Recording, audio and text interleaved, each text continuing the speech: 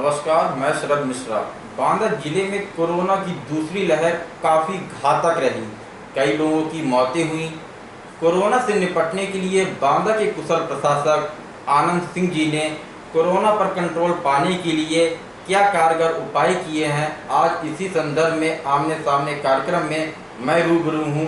DM sir से करूँगा कुछ सवाल और जानूँगा जवाब।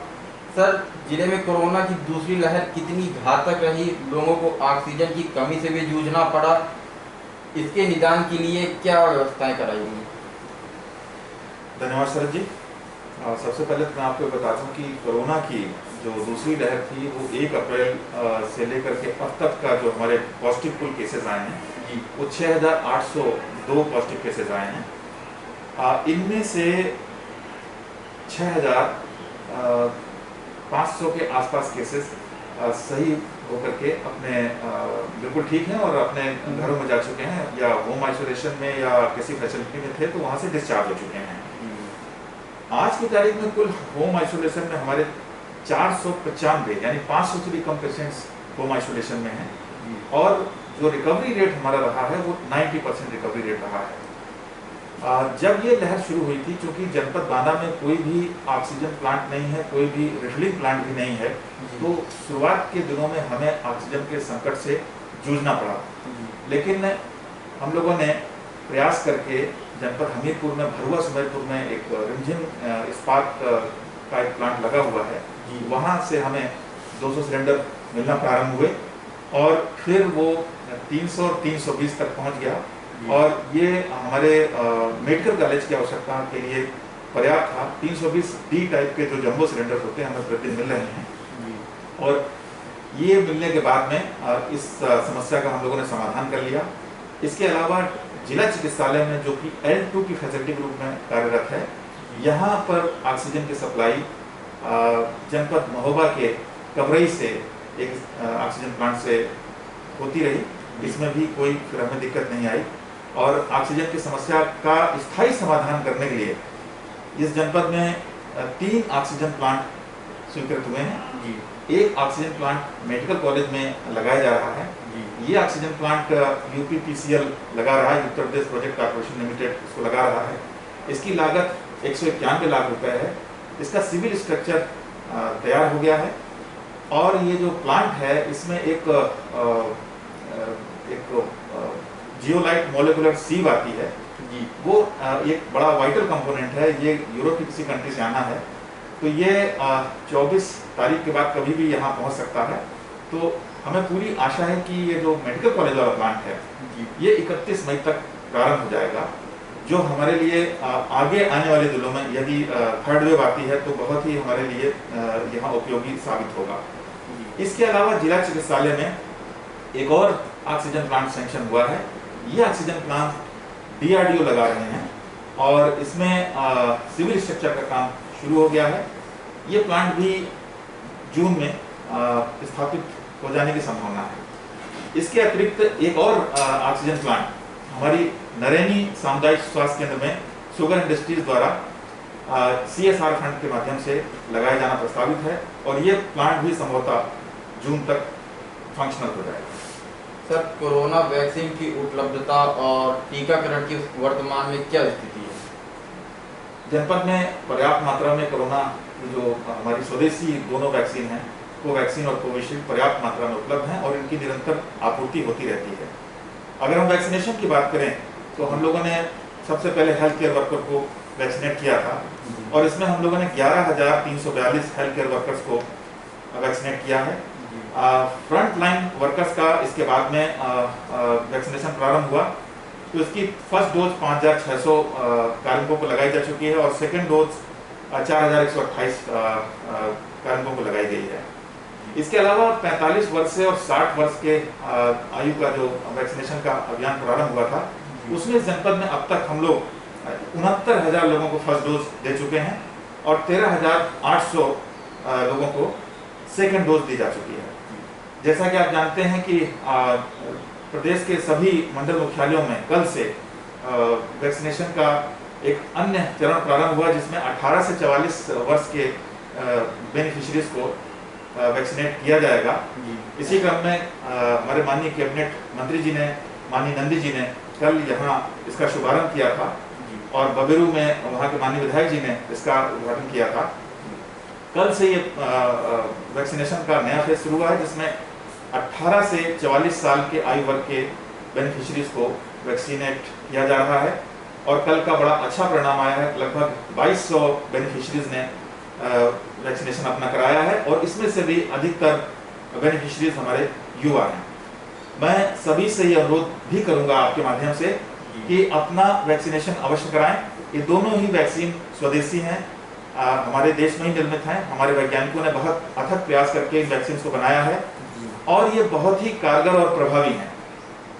जैसा कि आप सभी जानते हैं, हमारे आदरणीय प्रधानमंत्री जी ने, आदरणीय मुख्यमंत्री जी ने और बहुत सारे करोड़ों लोगों ने, लगभग 20 करोड़ लोगों ने अब तक इस वैक्सीन को लगवाया है। मैंने भी इस वैक्सीन के दोनों डोज लिया है और इसीलिए इस पूरे जो दूसरा संक्रमण था, सेकेंड वेव थी, इसमें हम लोग पूरे इसके दौरान बराबर भ्रमणशील रहे, कोविड के पेशेंट से मिलते रहे, हॉस्पिटल में L2 में गए, पेशेंट्स के बीच में गए, मेडिकल कॉलेज में गए, पेशेंट्स के बीच में गए।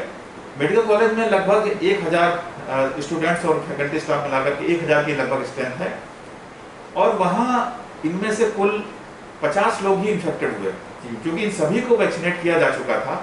जो 50 लोग वैक्सीनेट हुए वो 3-4 दिन में सही भी हो गए।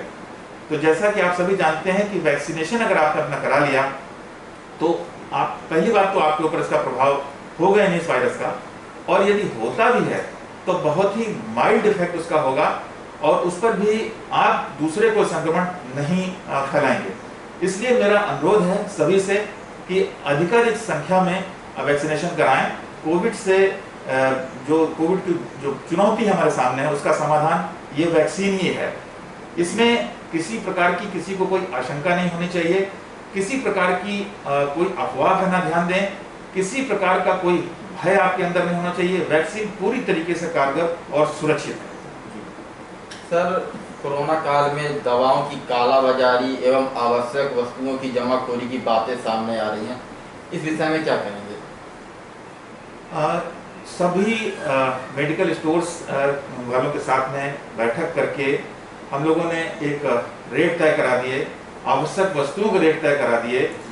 इस कोई भी ओवर प्राइसिंग की शिकायत या इसकी कालाबाजारी की शिकायत या जमाखोरी की शिकायत कहीं से भी प्राप्त नहीं हुई है और यदि इस प्रकार की कोई शिकायत प्राप्त होगी तो उस पर बहुत कठोर कार्रवाई की जाएगी, क्योंकि ये पूरी तरीके से अनैतिक, अवैधानिक है। तो मेरा सभी से अनुरोध है कि वो इस प्रकार के अनुचित कृत्यों में न पड़े। अगर कोई इस तरीके का मामला पाया जाएगा तो कठोरतम कार्रवाई की जाएगी। सर, मेडिकल व्यवस्था में मैन पावर की कमी है, इस संदर्भ में क्या कदम उठाए गए? मेडिकल कॉलेज में मैन पावर की कमी थी। उस मैन पावर की कमी को हमने आउटसोर्सिंग एजेंसी के माध्यम से पूरा किया है। हमने वहाँ लैब टेक्नीशियन, लैब असिस्टेंट और स्वीपर्स आउटसोर्सिंग एजेंसी के माध्यम से किए हैं, जिसके कारण अब काफ़ी हद तक वहाँ इस कमी की पूर्ति हो गई है। इसके अलावा जिन्होंने छात्रों ने अभी MBBS पूरा किया और इंटर्नशिप अपनी कर रहे हैं, ऐसे 86 जो स्टूडेंट्स हैं जो फाइनल ईयर अपना कर चुके हैं, उनकी सेवाएं भी अब हमको मिल रही हैं। इसलिए अब मैन पावर की ऐसा कोई बहुत बड़ी समस्या नहीं है। सर, कोरोना की तीसरी लहर की भी बात कही जा रही है, इससे निपटने के लिए पहले से क्या व्यवस्थाएं की जा रही हैं या कराई गई हैं? यहाँ मेडिकल कॉलेज में पीडियाट्रिक ICU वार्ड बना हुआ है, इसको और हम लोग स्ट्रेंथन कर रहे हैं। इसी प्रकार से जो हमारा महिला जिला चिकित्सालय है, इसको भी हम लोग स्ट्रेंथन करके पीडियाट्रिक ICU वार्ड यहाँ पर जो भी फैसिलिटीज और उनको स्ट्रेंथन करेंगे। सर, आप अपनी ओर से कोरोना महामारी से बचाव के लिए जनता को क्या संदेश देना चाहेंगे? मैं जनता को ये संदेश देना चाहूँगा कि हम लोग कोविड एप्रोप्रिएट बिहेवियर का पालन करें। कोविड एप्रोप्रिएट बिहेवियर का मतलब ये हुआ कि मास्क बराबर लगाए रखें। मास्क लगाने का मतलब ये है कि मास्क नाक से लेकर के ठुड्डी तक आपका कवर करे और किसी भी दशा में मास्क को बिल्कुल भी मत उतारें जब तक कि आप घर के बाहर हैं। घर के अंदर भी आपको, अगर आपके यहाँ बाहर से कुछ लोग काम करने आते हैं तो भी बहुत सतर्कता बरतने की जरूरत है। स्वयं भी मास्क लगाएं और उनको भी मास्क लगाने के लिए प्रेरित करें। आज समय ये आ गया है कि हमें एक मास्क नहीं, डबल मास्क लगाने की जरूरत है, तो डबल मास्क लगाई जाए। इसके अलावा बार बार हाथों को धोना और सैनिटाइज करना और 2 गज की दूरी बनाए रखना। पूरे प्रदेश में और जनपद में भी इस समय लॉकडाउन चल रहा है। मेरा सभी से यह भी अनुरोध है कि अनावश्यक रूप से घरों से बाहर ना निकलें। सभी आवश्यक सेवाएं, आवश्यक वस्तुएं उपलब्ध हैं, उनके लिए समय निर्धारित है। उस निर्धारित समय में ही बहुत आवश्यक होने पर ही घर से बाहर निकलें, अन्यथा घर के अंदर ही रहें। बुजुर्गों और बच्चों को बिल्कुल भी घर के बाहर ना निकालें। आप अपना ख्याल रखें। कोविड अप्रोप्रिएट बिहेवियर का यदि आप पालन सुनिश्चित करते रहेंगे तो आपको कोई कठिनाई नहीं होगी। मैं आपको ये भी बताना चाहूँगा आपके चैनल के माध्यम से कि इस समय अगर हम अपने केसेस का एनालिसिस करें तो लगभग 72% केसेस ग्रामीण क्षेत्रों से आ रहे हैं। ये इस समय ग्रामीण क्षेत्रों में इसका संक्रमण काफी फैल गया है, हालांकि अभी नियंत्रण में है। तो इसको रोकने के लिए हम लोगों ने जो स्ट्रेटजी बनाई है वो ये किया है कि प्रत्येक न्याय पंचायत पर एक सेक्टर मजिस्ट्रेट की तैनाती की है। जनपद बांदा में कुल 71 न्याय पंचायतें हैं और इनमें हम लोगों ने 71 सेक्टर मजिस्ट्रेट तैनात किए हैं। प्रत्येक न्याय पंचायत में एक निगरानी समिति वहां के प्रधान की अध्यक्षता में बनी हुई है। इसी प्रकार हमारे यहाँ 8 अर्बन लोकल बॉडीज हैं, 2 नगर पालिकाएं, 6 नगर पंचायतें हैं और कुल मिलाकर के इन 8 अर्बन लोकल बॉडीज के 131 वार्ड हैं। इन सभी 131 वार्ड में मोहल्ला निगरानी समितियां भी बनी हुई हैं। इन सभी ग्राम निगरानी समितियों को, मोहल्ला निगरानी समितियों को पुनर्गठित करते हुए सक्रिय कर दिया गया है।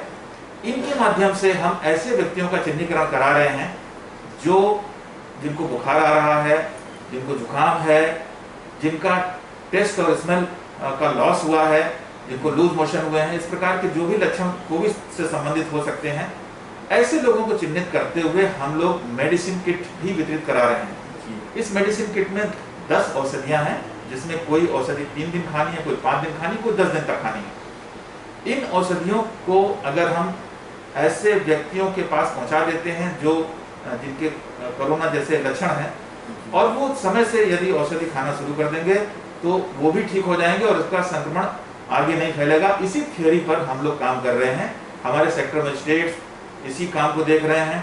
सभी एसडीएम, सभी खंड विकास अधिकारी और जितने भी हमारे फील्ड स्तरीय अधिकारी हैं, सभी को इसी काम में लगाया हुआ हम लोग स्वयं निकल करके देख रहे हैं। और इसके अलावा सभी बीमारियों की जड़ गंदगी होती है, तो सैनिटाइजेशन का, क्लीनलीनेस का ऑपरेशन भी साथ साथ सभी हमारे स्थानीय निकायों में और सभी ग्राम पंचायतों में बहुत जोरों से चल रहा है और इसको अभी आगे हम लोग चलाते रहेंगे ताकि इस संक्रमण को हम लोग विखंडित कर सकें।